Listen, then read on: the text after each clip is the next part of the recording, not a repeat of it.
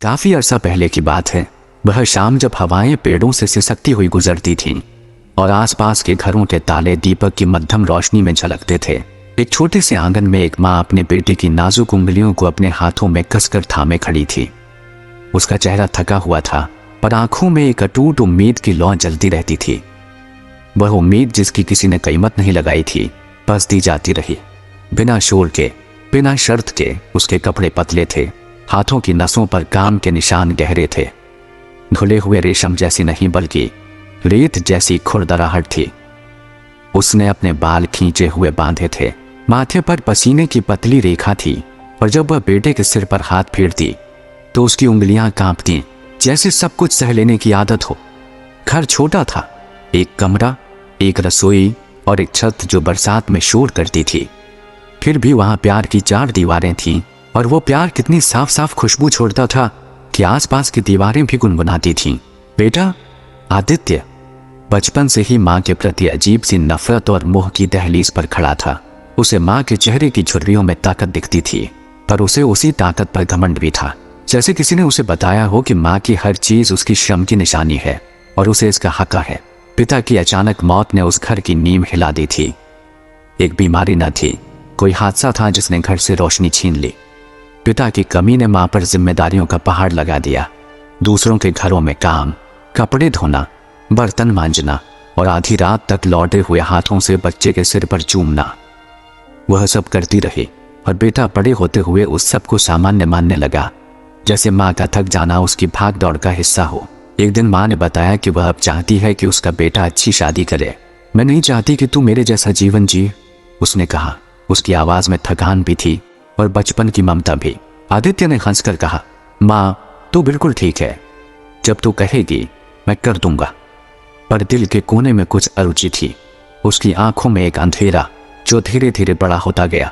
समय चला, आदित्य जवान हुआ, उसकी हिम्मत और शरीर में दम आ गया।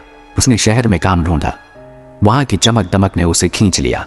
उसने सुना कि किसी और लड़की को देखकर उसके दिल ने कुछ और चाहा, नया, अलग और चमकदार। वह अक्सर माँ की थकान को अनदेखा कर देता। उसकी बातों में घृणा का तड़का था, पर बाहरी दुनिया में वह आत्मविश्वास से भरा दिखाई देता। उसकी माँ ने हर छोटी छोटी चाह पूरी की। अच्छा खाना, साफ कपड़े, रात में गुनगुनाते हुए व्यापार की बातें, और कभी कभी बेटे की पीठ थपथपा कर कह देना, चल बेटा तेरे सामने मेरी कोई इच्छा नहीं। यह वाक्य उसकी माँ के होठों पर आदत बन चुका था, एक तरह का त्याग जो उसने अपने लिए भी अपराध महसूस न करे इसलिए दोहराया। फिर वह दिन आया जब आदित्य ने कहा, माँ मैं शादी करना चाहता हूँ। माँ की आंखें खुशी से भर आईं, पर उसके दिल में एक अजीब सी बेचैनी भी थी। क्या वह बेटा वही है जो उसे बचपन में गोद में लेकर सुलाया करता था? किससे? माँ ने पूछा, और आदित्य ने एक नाम बताया, सीमा। सीमा की हंसी में कुछ चमक थी, उसकी चाल में गरिमा और बातों में निखार। आदित्य ने कहा कि उसे सीमा से प्यार है, पर सच यह था कि सीमा उसके लिए सिर्फ एक नया जीवन थी, एक ऐसी लड़की जो उसे समाज में ऊंचा दिखा सके। शादी हुई। माँ ने अपनी सजावट की थकान छिपाकर खुशी से बेटे का साथ दिया, पर जैसे ही सीमा घर में आई, उसने पहली ही शाम में उस माँ को एक पराया तत्व मान लिया। सीमा के चेहरे पर कभी सहानुभूति नहीं आई, उसकी बातें निबंध जैसी थी, अक्लमंदी भरी पर ठंडा दिल। वह हर छोटी बात पर माँ को तंग करने लगी। खाना धीमा है, कपड़े पुराने हैं, इस घर की गंध बदलवाओ। उसकी आवाज में एक जगह निर्धारित ठंडापन था जिसे छुपाना मुश्किल था। आदित्य ने शुरुआत में कहा, सोचने की जरूरत नहीं माँ, ये सब आसान हो जाएगा। पर हर गुजरते दिन के साथ सीमा का काट बढ़ता गया। उसने अपनी नजरों से माँ को कसकर देखा, जैसे कोई पुरानी किताब जिसमें धूल जमी हो, जिसे फेंक देने की खुशी हो। माँ ने चुप्पी साध ली। उसने सोचा कि शायद यह नई बहू की आदत है, जितना सहो उतना ही घर में चैन रहेगा। पर सीमा ने रुकने का नाम नहीं लिया। वह अक्सर आदित्य को चिढ़ाती, तुम्हारी माँ के व्यवहार से घर की सिमटती शान बिगड़ती है, वह कहती, और आदित्य के चेहरे पर एक अजीब सी कठोरता उभर आती। धीरे धीरे आदित्य ने माँ के साथ दूरी बना ली। छोटी छोटी बातों में नसीहतें देने लगा, उसके कड़े शब्द कहता और कई बार उसकी तरफ से दरवाजा बंद कर देता। माँ के दिन अंधेरे में भी उजाले की तलाश करते रहे। वह रातों को खिड़की के पास बैठकर पुराने दिनों की बातें सोचती, जब पिता साथ थे, जब घर में हंसी गूंजती थी, और अब वह अकेली थी और उसका मन अक्सर उस खालीपन से रो पड़ता। उसकी आंखें सूख गई थीं, लेकिन उसके हाथों में एक अडिग सहनशीलता थी। वह फिर भी काम पर जाती, मगर जब घर आती तो पीठ पर बोझ और बढ़ा हुआ महसूस करती। एक शाम सीमा और आदित्य के बीच इतनी तेज बहस हुई कि पड़ोस के लोग सुनकर सहमे। सीमा ने कहा, मैं इस घर को शर्मसार नहीं होने दूंगी।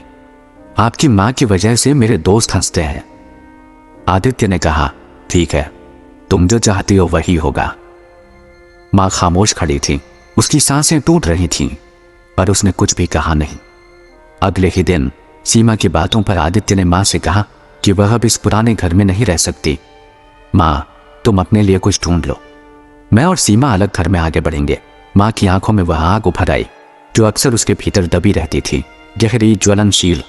पर वह फिर भी धीरे से बोली, बेटा तुम ठीक सोच रहे हो ना? आदित्य ने सिर हिला दिया। उसके चेहरे पर अब कोई कोमलता नहीं रही थी। माँ ने अपने छोटे से बैग में कुछ कपड़े रखे। उसने घर की एक एक चीज पर हाथ फेर कर कुछ यादें चुनी और बाहर निकल आई। आंगन की मिट्टी की खुशबू उस रात कुछ भारी थी। हवा में बारिश की बात थी, पर वह बारिश कभी नहीं आई। माँ ने दरवाजे की ओर एक बार देखा, जैसे किसी की तरफ आखिरी बार बोली जा रही हो, पर भाषा नहीं थी। वह बस चली गई, कदम धीमे, पर एक सच्चाई के साथ। उसने कभी किसी से शिकायत न की, बस अपने आप को समेट लिया। बाहर निकलते समय पड़ोसी दयाभाव से देख रहे थे, पर किसी ने कुछ कहा नहीं। माँ अकेली सड़क पर खड़ी थी। पीछे घर की खिड़कियों में से एक एक रोशनी बंद होती जा रही थी और एक नई रोशनी कहीं जल रही थी। आदित्य और सीमा का नया घर, नया जीवन। माँ ने अपनी पलंग से कमर सीधी की और अपने कदम आगे बढ़ाए। उसका दिल टूटा था, पर वह चलती रही, क्योंकि उसके पास लौटने की कोई जगह नहीं थी। उसकी आंखों में अब केवल वह सपना बचा था जो उसने कभी बेटे के लिए देखा था, कि वह खुश रहेगा। रात गहरी थी और माँ के कदम अब उस अंधेरे रास्ते में गुम हो चुके थे। आसमान में चांद अधूरा था, जैसे किसी ने उसका टुकड़ा चुरा लिया हो। सड़कें सूनी थी, हवा में ठंडक थी और दूर कहीं मंदिर की घंटियां धीमे स्वर में बज रही थी। माँ धीरे धीरे चलती जा रही थी। उसके पांव धूल से भर गए थे और आंचल का किनारा जमीन को छू रहा था। हर कदम पर यादें चुभती थीं। बेटे का बचपन, उसकी हंसी, उसका माँ कहकर पुकारना, और अब वही बेटा उसे अनजाने रास्ते पर छोड़ आया था। माँ के मन में कोई गुस्सा नहीं था, बस एक खामोशी थी जो उसके भीतर घर कर चुकी थी। उसके चेहरे पर आंसू सूख चुके थे, पर आंखों में वो खालीपन था जो किसी टूटे मंदिर की तरह सन्नाटे से भरा होता है। उसने खुद से बुदबुदाया, शायद यही तकदीर थी। बेटे को सुखी देखने की दुआ की थी, लेकिन दुआ ने मुझे अकेला कर दिया। वह शहर के किनारे पहुंची, जहां एक पुराना वृद्धाश्रम था। दीवारों पर काई जमी हुई, दरवाजे की लकड़ी उखड़ी हुई और हवा में औषधियों की गंध थी। अंदर से कुछ बुजुर्गों की खांसी और धीमी बातें सुनाई दे रही थीं। दरवाजे पर बैठी एक औरत ने पूछा, कहाँ से आई हो माँ? उसने सिर झुकाकर जवाब दिया, कहीं से नहीं, अब तो बस यहीं रहना है। वृद्धाश्रम की प्रभारी, एक मृदुभाषी महिला जिसका नाम सरला दीदी था, उसे भीतर ले गई। वहां का माहौल अजीब था, न हंसी थी न खुशी, बस एक इंतजार था। हर चेहरा किसी की प्रतीक्षा कर रहा था, कोई अपने बेटे का, कोई बेटी का और कोई सिर्फ मौत का। माँ ने वहीं एक कोने में अपनी जगह बना ली। रोज सुबह जल्दी उठती, मंदिर की सफाई करती और बाकी बुजुर्गों को दवा देती। किसी को उसके नाम की फिक्र न थी। वहां सब एक दूसरे को मांझी या बाबा कहकर बुलाते थे। लेकिन हर रात जब सब सो जाते, वह चुपचाप बाहर निकलती, आंगन में बैठती और आसमान को देखती। बेटा तू खुश है ना? वो धीमे स्वर में कहती और उसके होंठों पर हल्की मुस्कान आ जाती। वक्त गुजरता गया। आदित्य का जीवन बाहर चमक रहा था। नई गाड़ी, नया घर और सीमा की चकाचौंध भरी पार्टियां। पर उस चमक के नीचे एक सूनापन पलने लगा था। हर बार जब कोई माँ बेटे को साथ देखता, सीमा के भीतर कुछ जलने लगता। वह चाहती थी कि आदित्य पूरी तरह उसी का रहे, किसी की याद के बिना। लेकिन एक रात जब वह टीवी देख रहा था, अचानक एक विज्ञापन आया, वृद्धाश्रम की सेवा में दान दीजिए, शायद कोई माँ आपकी राह देख रही हो। आदित्य का दिल जोर से धड़क उठा। उसकी नजर स्क्रीन पर जमी रही। वहां एक बूढ़ी औरत दिखाई दी, सफेद साड़ी में, हाथों में एक पुराना रूमाल, चेहरे पर वही शांत मुस्कान थी। और उस मुस्कान में उसे अपनी माँ दिखी। दिल कांप गया। उसने टीवी बंद किया लेकिन आवाज उसके कानों में गूंजती रही। शायद कोई माँ आपकी राह देख रही हो। वो पूरी रात सो नहीं पाया। उसने सीमा से कहा, कभी कभी लगता है मैंने बहुत बड़ी गलती की है। सीमा ने झट से कहा, फिर वही बातें मत शुरू करो आदित्य, वो अब वहां खुश होगी। तुम क्यों बार बार अतीत में जाते हो? आदित्य ने उसकी ओर देखा। उसकी आंखों में अब मोह नहीं था, सिर्फ उदासी थी। तू नहीं समझेगी, उसने कहा। वो मेरी माँ थी। उसने मुझे अपना सब कुछ देकर बनाया था। और मैंने क्या किया? सीमा ने झुंझला कर कहा। मामा करके तुम मेरी जिंदगी बर्बाद कर रहे हो। आदित्य ने कोई जवाब नहीं दिया। उस रात वह खिड़की के पास बैठा रहा, हाथ में अपनी पुरानी तस्वीर पकड़े हुए, जिसमें वह माँ की गोद में मुस्कुरा रहा था। आंसू उसके गालों पर बहने लगे। दिल में एक ही बात थी, काश एक बार मिल पाऊं, बस एक बार। अगली सुबह वह जल्दी उठा, बिना किसी को बताए अपनी कार निकाली और वृद्धाश्रम की ओर निकल पड़ा। सड़क पर हवा चल रही थी, धूप तेज थी, पर उसके अंदर एक बेचैनी थी जो हर मोड़ पर बढ़ती जा रही थी। उसका दिल कह रहा था कि माँ वहां होगी, शायद नाराज भी होगी, लेकिन वह माफ कर देगी। वृद्धाश्रम पहुंचते ही उसने देखा, वही पुरानी दीवारें, वही हल्की सी गंध, वही माहौल। उसने सरला दीदी से पूछा, यहाँ एक औरत रहती थी, सफेद साड़ी में, शांत सी। उसका नाम शायद सावित्री था। सरला दीदी ने उसकी ओर देखा, फिर धीरे से बोली, आप कौन हैं? मैं उसका बेटा हूं, आदित्य ने कांपती आवाज में कहा। सरला दीदी की आंखें भीग गईं। वह कुछ क्षण चुप रही, फिर बोली, बेटा, अगर तू 1 महीने पहले आता तो शायद उसे देख पाता। तेरी माँ तो चली गई। आदित्य वहीं ठिठक गया। जमीन जैसे उसके नीचे से खिसक गई। उसके होंठ खुले रह गए, आवाज गले में अटक गई। क्या क्या कह रही हैं आप? तेरी माँ बहुत शांत थी, सरला दीदी बोली। हर रात आसमान को देखती थी और तेरे नाम से दुआ करती थी। आखिरी सांस तक उसने तेरा नाम लिया, मेरा बेटा खुश रहे, यही कहते कहते चली गई। आदित्य वहीं जमीन पर बैठ गया। उसका सिर झुक गया, उसके आंसू मिट्टी में गिरने लगे। माँ, मैं आ गया, अब तो उठ जाओ ना। वह रोता रहा, बार बार वही वाक्य दोहराता, पर अब कोई जवाब नहीं था, सिर्फ सन्नाटा और हवा का धीमा शोर। वृद्धाश्रम के पीछे एक छोटा सा कब्रिस्तान था। वहां सरला दीदी उसे ले गई। सफेद पत्थर पर लिखा था, सावित्री देवी, जिसने सबको दिया, खुद कुछ न मांगा। आदित्य ने उस पत्थर को छुआ और सिसक पड़ा। सूरज ढलने लगा था और वह वहीं बैठा रहा, घंटे, शायद पूरे दिन तक। हवा में अब भी माँ की गंध थी, पर अब वह सिर्फ याद बन चुकी थी। उसने मन ही मन कहा, माँ, मैं तेरे बिना कुछ नहीं हूं। उसने घर लौटकर सीमा को देखा। वह सज धज कर पार्टी की तैयारी कर रही थी। उसने ठंडे स्वर में पूछा, कहाँ गए थे? आदित्य ने जवाब नहीं दिया, बस धीरे से बोला, जहां इंसानियत मरती है वहीं से लौटकर आया हूं। उस रात आदित्य ने एक ही काम किया। उसने सीमा से कहा, हमारा रिश्ता आज यहीं खत्म। तूने मेरी माँ को मुझसे छीना, लेकिन अब तू मुझे नहीं रख सकती। सीमा ने चीख कर कहा, तू मुझे छोड़ देगा? मेरे लिए क्या किया मैंने? आदित्य ने कहा, शायद बहुत कुछ किया, लेकिन इंसानियत नहीं रखी। सीमा का चेहरा सख्त पड़ गया। उसने दरवाजा जोर से बंद किया, पर आदित्य की आत्मा अब उस घर में नहीं थी। वह अपनी माँ की याद में वही पुराना घर लौट आया, खाली टूटी दीवारें और कोनों में जमी धूल। उसने माँ की तस्वीर दीवार पर लगाई और दिया जलाया। माँ, अब तू नहीं है, पर मैं अब भी तेरे कदमों में हूं। रात भर वह उसी तस्वीर के सामने बैठा रहा, आंसुओं में भीगता हुआ, सिसकियों में डूबा हुआ। बाहर हवा चल रही थी और उसकी हर सरसराहट में एक ही आवाज थी, बेटा। रात की हवा में अब भी माँ की आवाज खुली हुई थी, बेटा। आदित्य उस पुराने घर में माँ की तस्वीर के सामने बैठा था।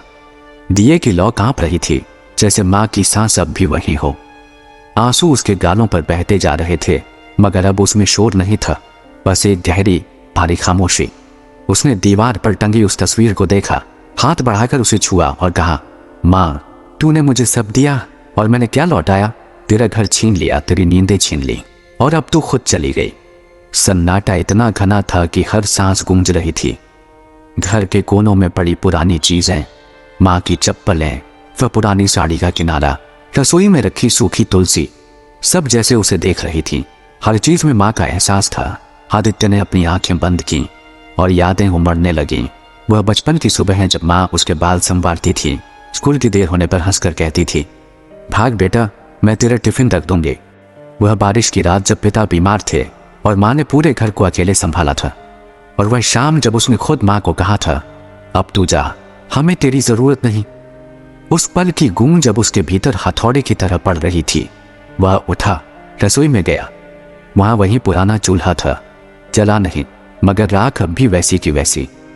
उसने धीरे से हाथों से राख उठाई और कहा, तू हर दिन यहाँ खड़ी थी ना माँ, मुझे खिलाने के लिए। उसकी आंखें नम हो गईं। वह वहीं जमीन पर बैठ गया, जैसे कोई बच्चा जिसे अब अपनी गलती का बोझ समझ में आया हो। कुछ दिन बीते। आदित्य ने अपना पुराना काम छोड़ दिया। सारी पार्टियां, दोस्तों की महफिलें, सबसे दूर हो गया। उसने उसी घर में रहना शुरू किया जहां उसकी माँ ने अपनी पूरी जिंदगी खपा दी थी। हर सुबह वह जल्दी उठता, आंगन में झाड़ू लगाता और दिए के सामने बैठकर प्रार्थना करता। उसने वृद्धाश्रम को पैसे भेजने शुरू किए। हर महीने उसने वहां जाकर सरला दीदी से कहा, अगर किसी माँ को दवा की जरूरत हो तो मुझसे कहना। मैं अपनी माँ का कर्ज चुका नहीं सकता, लेकिन अब किसी और की माँ की सेवा कर सकता हूँ। सरला दीदी ने उसकी ओर देखा। उनकी आंखों में गर्व और करुणा का मिश्रण था। उन्होंने कहा, बेटा, कभी कभी ईश्वर हमें देर से जगाता है, लेकिन जो रोशनी तब जलती है वो अमर हो जाती है। आदित्य मुस्कुराया, मगर वह मुस्कान आंसुओं के बीच खो गई। वह हर रविवार वृद्धाश्रम जाने लगा। वहां एक बुजुर्ग माँ थी, राधा माँ, जो उम्र में लगभग उसकी माँ जितनी ही थी। वह हर बार आदित्य को देखकर कहती, बेटा तू आ गया, मुझे लगा तू भूल जाएगा। आदित्य उनके पैर छूता, धीरे से कहता, माँ, अब मैं किसी को नहीं भूलता। वक्त बीतता गया। उसका चेहरा थकान से भरा, पर दिल में शांति थी। लोग अब उसे सेवक आदित्य के नाम से जानते थे, वह जो हर माँ के कदमों में फूल रखता था। एक दिन जब वह मंदिर में दिया जला रहा था, हवा का एक झोंका आया, हल्का, लेकिन उसमें एक जानी पहचानी खुशबू थी। उसने आंखें बंद की और महसूस किया जैसे किसी ने उसके कंधे पर हाथ रखा हो। वह बोला, माँ। कोई जवाब नहीं आया, पर दिए की लौ तेज चमक उठी, मानो माँ ने कह दिया हो, मैं यही हूं हमेशा। उसकी आंखों से आंसू फिर बह निकले, लेकिन इस बार वो आंसू पछतावे के नहीं थे, वो शांति के थे। उसने आसमान की ओर देखा और कहा, अब मैं जान गया हूं माँ, तूने मुझे जो दिया वो किसी दुनिया की दौलत से बड़ा था, तेरी ममता। वृद्धाश्रम के बच्चे जब आते तो वह उन्हें कहानी सुनाता। एक माँ थी जो अपने बेटे से बहुत प्यार करती थी, और एक बेटा था जिसने देर से सीखा कि माँ को छोड़ना सबसे बड़ा पाप है। बच्चे सुनते और अंत में पूछते, फिर क्या हुआ अंकल? वह मुस्कुराकर कहता। फिर वह बेटा हर माह में अपनी माँ को ढूंढने लगा। साल गुजर गए। आदित्य अब बूढ़ा हो चला था। उसके बाल सफेद, चेहरा झुर्रियों से भरा, पर आंखों में वही रोशनी। एक दिन उसने वृद्धाश्रम में अपने कमरे की खिड़की से आसमान देखा, वही जगह जहां उसकी माँ देखा करती थी। उसने फुसफुसाया, माँ, अब मैं तैयार हूं, मिल ले मुझे, बहुत वक्त हो गया।